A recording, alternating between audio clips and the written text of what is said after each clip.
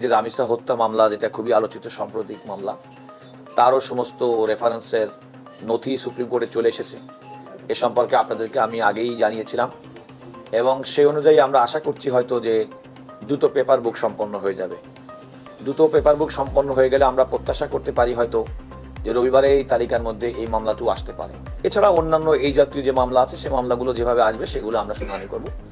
আমাদের পক্ষ থেকে অ্যাটর্নি জেনারেল অফিসের যারা এই জাতীয় মামলার শুনানিতে অভিজ্ঞ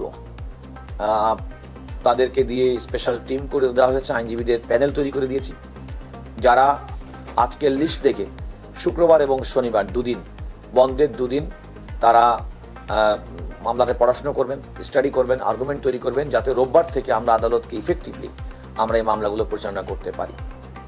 এখানে বলা ভালো যে আমি নিজেই এই মামলাগুলোই আর্গুমেন্ট করব এবং আমি প্রত্যাশা করি যে রাষ্ট্রের এবং আইনের শাসন, বাংলাদেশের বিচার বিভাগের স্বাধীনতা এবং বাংলাদেশের বিচার বিভাগের প্রতি মানুষের যে প্রত্যাশা, অ্যাটর্নি জেনারেল হিসেবে অ্যাটর্নি সার্ভিসের কাছে যে মানুষের প্রত্যাশা যে রাষ্ট্রকে প্রপারলি যথাযথভাবে প্রতিনিধিত্ব করবেন, সেটা আমরা করতে সক্ষম হব বলে আমরা মনে করি।